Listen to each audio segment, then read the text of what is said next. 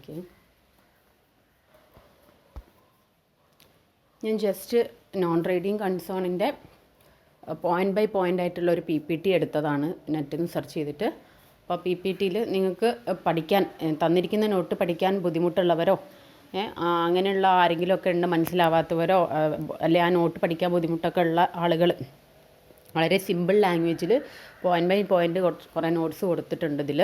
അപ്പോൾ അതൊന്ന് റെഫർ ചെയ്യുക പഠിക്കുമ്പം. അപ്പം വളരെ ഇപ്പം ഇനിയും പഠിച്ചു തുടങ്ങാത്തവർ, ഞാൻ ക്വസ്റ്റ്യൻ ചോദിച്ച് പല കാര്യങ്ങളും പലരും പറഞ്ഞിട്ടില്ല. അപ്പം അവർക്കത് പഠിക്കാൻ എളുപ്പത്തിന് വേണ്ടിയിട്ടാണ് ഞാൻ ഈ ഒരു നോട്ട്സ് ഇട്ടേക്കുന്നത്. അപ്പം അത് നോക്കിയിട്ട് കുറച്ചെങ്കിലും, അതായത് ഒന്നും പഠിക്കാത്തൊരു കാര്യമാണ് ഞാൻ പറയുന്നത്, അല്ലാത്തവരും റെഫർ ചെയ്യാൻ വേണ്ടി ഇത് ഉപയോഗിക്കാം.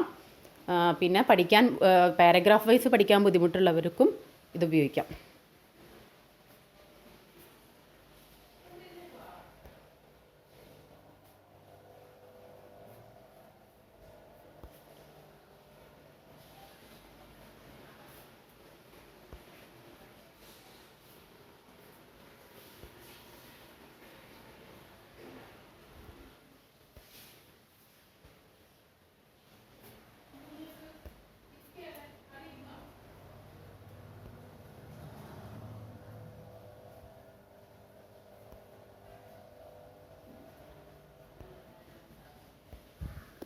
ഓക്കെ, ഇത്രയാണ് വരുന്നത്. അപ്പം ഓരോന്ന് നോക്കിയിട്ട് സ്റ്റോപ്പ് ചെയ്തിട്ട് നോക്കിയാൽ മതി ഓരോ സ്ലൈഡും. എന്നിട്ട് വായിച്ച് നോക്കുക പഠിക്കുന്ന സമയത്ത്. അല്ലെ പഠിച്ചു കഴിഞ്ഞ് ഇത് വായിച്ച് നോക്കുമ്പോൾ കുറച്ചുകൂടി, പഠിച്ചു കഴിഞ്ഞവരെ സംബന്ധിച്ചാണെങ്കിൽ പഠിച്ചു കഴിഞ്ഞ് ഇത് വായിച്ച് നോക്കുമ്പോൾ വളരെ സിമ്പിളായിട്ട് തോന്നും. അല്ലാത്തവരാണ് ഇത് വായിച്ചിട്ട് കാര്യം മനസ്സിലാക്കാൻ പറ്റുമെന്ന് നോക്കുക.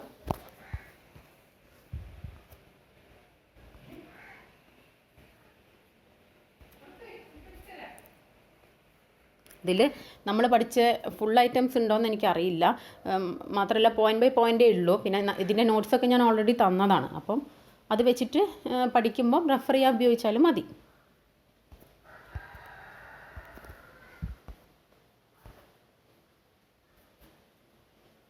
കണ്ടോ, ഇവിടെയൊക്കെ പോയിൻ്റ് ബൈ പോയിൻ്റ് ആണ് പറഞ്ഞിരിക്കുന്നത്. അപ്പം പോയിൻ്റ് ബൈ പോയിൻ്റ് പഠിച്ച് വെക്കാൻ പറ്റുന്ന എളുപ്പം അങ്ങനെയാണെന്ന് തോന്നുന്നവർക്ക് ഇത് നോക്കിയാൽ മതി. ബാലൻസ് ഷീറ്റ് എന്താണ് നോക്കിയുള്ളത്.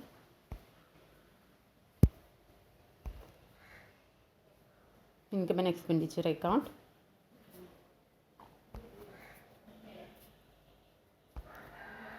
Receipts and payments account. Okay, അത് ടൈപ്സ് ഓഫ് അക്കൗണ്ട്സ് ആണ്. മീനിങ്. ഓക്കെ, ഇത്രയും കാര്യങ്ങളാണ്. അപ്പം റെഫർ ചെയ്യാൻ പറ്റുന്നവർ, നോക്കാൻ പറ്റുന്നവരും ഒക്കെ ഈ ഇതും കൂടി നോക്കുക കേട്ടോ.